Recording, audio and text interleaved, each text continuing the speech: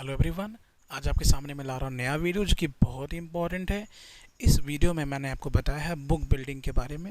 Basically जब भी आपके दिमाग में ये नाम आता है बुक बिल्डिंग, तो लोगों को लगता है, कई लोगों को लगता होगा कि जिन्होंने पहली बार ये टर्म सुना होगा उनको लगता होगा सर किसी बुक के बारे में बात कर रहे हैं, किसी बुक बाइंडिंग के बारे में बात कर रहे हैं, किसी सर कोई टेक्स्ट बुक के बारे में बात कर रहे हैं, बिल्ड करने के बारे में।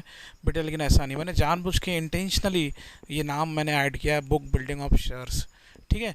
बेसिकली बुक बिल्डिंग का मतलब क्या होता है और बुक बिल्डिंग में होता क्या है, वो सारी चीज़ें हम यहाँ पे देखने वाले हैं। सबसे पहले जानते हैं कि बुक बिल्डिंग का मतलब क्या होता है, बुक बिल्डिंग ऑफ शेयर्स का मतलब क्या होता है। बेटा जब भी कोई भी कंपनी अपना आईपीओ लॉन्च करती है, आईपीओ का मतलब होता है इनिशियल पब्लिक ऑफर। जब भी कंपनी अपना शेयर लॉन्च करती है, अपना शेयर मार्केट में उतारती है, ठीक है, तो उन शेयर का एक्चुअल में क्या रेट होना चाहिए, किस भाव से वो जाना चाहिए कस्टमर के पास, इन्वेस्टर्स के पास, ये सबसे इम्पोर्टेंट चीज़ होता है। तो कोई भी कंपनी तो पहली बात तो डिसाइड नहीं कर पाती। इसको डिसाइड करने के लिए, उसका प्राइस डिसाइड करने के लिए हमें एक्सपर्ट्स की रिक्वायरमेंट होती है। और वो एक्सपर्ट्स कहाँ से आते हैं? वो एक्सपर्ट्स हमें इन्वेस्टमेंट बैंकर्स से आते हैं, मर्चेंट बैंकर्स, जहाँ डिपेंड करता है कि ये बंदे कहाँ से हो सकते हैं। ठीक है। तो कंपनी क्या करती है, एक ऐसे बंदे को हायर करती है जो बेसिकली किसी इन्वेस्टमेंट बैंक में काम करते हैं ऑलरेडी, जिनको बुक बिल्डिंग का बहुत ज़्यादा नॉलेज होता है। ऐसे बंदों को हायर करते हैं ताकि वो हमारे शेयर का एक्चुअल प्राइस डिसाइड करें। क्योंकि बेटा जब तक प्राइस डिसाइड नहीं होगा, आप इन्वेस्टर को कौन से प्राइस में बेचने वाले हो ये पता नहीं चलेगा। तो एक राइट प्राइस हमें चाहिए, एक सही दाम चाहिए हमारे शेयर्स का। एक बार एक्चुअल जो प्राइस होना चाहिए, अगर वो मिल जाता है तो शेयर को हम आसानी से मार्केट में सेल कर सकते हैं। तो वो सब इम्पॉर्टेंट चीज़ है। ठीक है। तो वो सब डिसाइड करने के लिए ये बुक बिल्डिंग प्रोसेस होता है एक्चुअल में, कि कौन से प्राइस में हमारा शेयर मार्केट में बिकेगा या कौन से प्राइस में हमारा शेयर मार्केट में सेल होगा। ये सब डिसाइड करने के लिए हम क्या करते हैं, एक एक्सपर्ट्स को लाते हैं। उस एक्सपर्ट्स को हम बोलते हैं अंडर राइटर। उसको हम क्या बोलते हैं? Under writer. ये जो अंडर राइटर होता है वही डिसाइड करता है कि कंपनी को कौन से भाव से मार्केट में सेल करना चाहिए या कौन से भाव से आईपीओ में वो शेयर सेल होना चाहिए। ठीक है। तो आगे इसका देखते हैं। एक्सप्लेन ये जानने के बाद, एक ब्रीफ इंट्रोडक्शन के बाद, लेट्स सी द डेफिनेशन। ये तो मैंने ऐसे एक इमेज डाल दिया हुआ है बेसिकली। ठीक है। आईपीओ के बाद जब आईपीओ होता है तो उसके प्राइस में जो भी किस तरह से डिसाइड होता है वो सब यहाँ पे इमेज के थ्रू मैंने बताने की कोशिश की है। लेट्स सी द डेफिनेशन क्या होता है बुक बिल्डिंग का।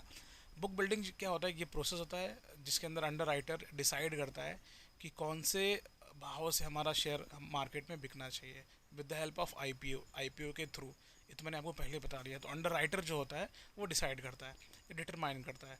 इसमें बेसिकली क्या होता है, अंडर राइटर का मकसद एक ही होता है कि उस सही दाम को डिस्कवर करना। ठीक है। उस सही दाम को डिस्कवर करना जिस दाम पे आईपीओ के थ्रू आपका शेयर बिकने वाला है। तो ये क्या होता है, अंडर राइटर बेसिकली क्या करता है, बिडिंग करता है। बिडिंग मतलब क्या? बोली लगाना, नीलामी करना। तो हम लोग क्या करते हैं, हमारे जो इंस्टीट्यूशनल इन्वेस्टर्स होते हैं या फिर फंड मैनेजर होते हैं, उनसे हम उनके सामने बिडिंग करते हैं। ठीक है। एक प्राइस को लेके बेसिकली देखो, बेसिकली जो शेयर का प्राइस होता है ना बेटा, वो डिमांड पे डिपेंड करता है। जितना अच्छा डिमांड रहेगा आपके शेयर्स का, प्राइस भी उतना ज़्यादा रहेगा।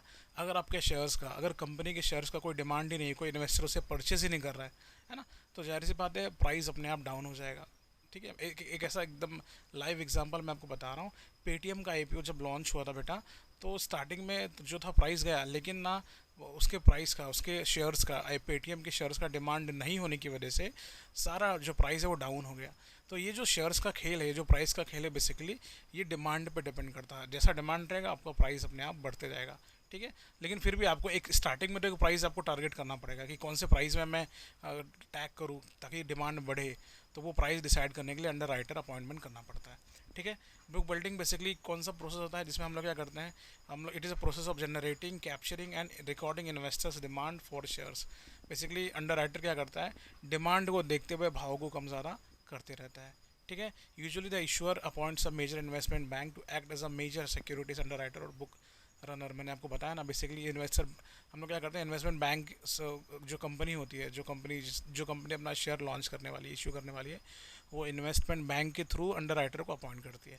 And under writer normally investment bank, जो मैंने आपको बताया कि under writer basically investment bank से होता है, builds a book by inviting institutional investors such as fund manager and others to submit bids for the number of shares and the prices they would willing to pay for them।